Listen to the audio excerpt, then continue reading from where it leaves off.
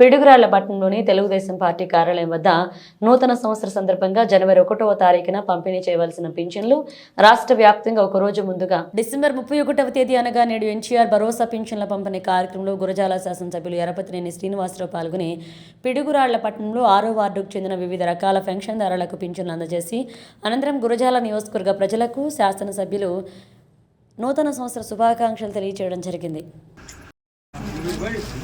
ముందస్తుగా 2025 నూతన సంవత్సర శుభాకాంక్షలు.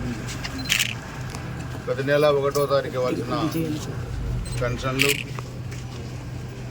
31వ తారీఖునే గౌరవ ముఖ్యమంత్రి గారు నారా చంద్రబాబు నాయుడు గారు ఈరోజు రాష్ట్ర వ్యాప్తంగా కూడా దీన్ని అమలు చేస్తూ ఉన్నారు.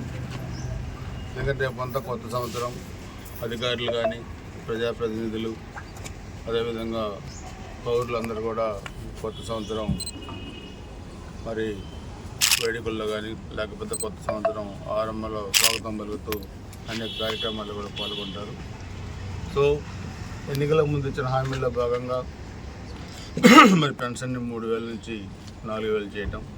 అంతకుముందు కూడా 2019 ఎన్నికల్లో వైఎస్ఆర్సీపీ జగన్మోహన్ రెడ్డి అప్పుడు దాకా 2,000 రూపాయల పెన్షన్ 3,000 చేస్తా అని ఒకసారి కాకుండా ప్రతి సంవత్సరం పెంచుకుంటూ వచ్చారు.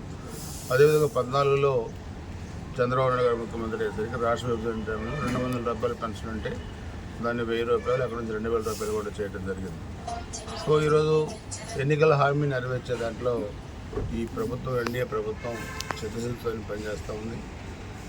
త్వరలో ఇది హౌసింగ్ కానీ లేకపోతే ఈరోజు మనం మీడియాలో కూడా చూసాం, ఉగాది నుంచి ఆర్టీసీ బస్సులో మహిళలు కూడా ఉచిత ప్రయాణం కానీ సో సూపర్ సిక్స్ కార్యక్రమాలన్నీ కూడా అమలు చేసేదానికి కూడా ప్రభుత్వం సిద్ధంగా ఉంది. అందులో ఉచితంగా సంవత్సరానికి 3 గ్యాస్ సిలిండర్ కూడా పథకం కూడా అది స్టార్ట్ అయింది.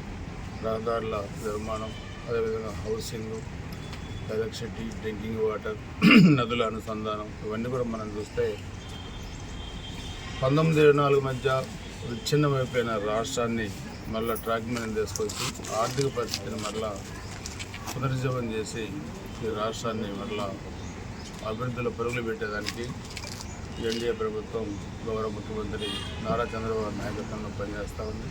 అలాగే మన గురజాల నియోజకవర్గంలో కూడా 1924 మధ్య జరిగిన విధ్వంసాన్ని దృష్టిలో పెట్టుకొని మరలా శాంతి భద్రతను కూడా దృష్టిలో పెట్టుకొని అభివృద్ధి వైపు గురజాల నియోజకవర్గాన్ని తీసుకెళ్లేదానికి కూడా మేమందరం కూడా కృషి చేస్తామని ప్రజలందరి సహకారం, మీడియా సహకారం తీసుకొని కూడా అన్ని రంగాలు కూడా ముందుకెళ్తాం.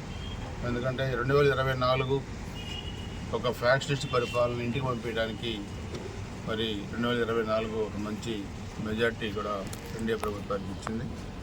ఆ స్ఫూర్తితోనే 25కి స్వాగతం పలుకుతూ 25లో కూడా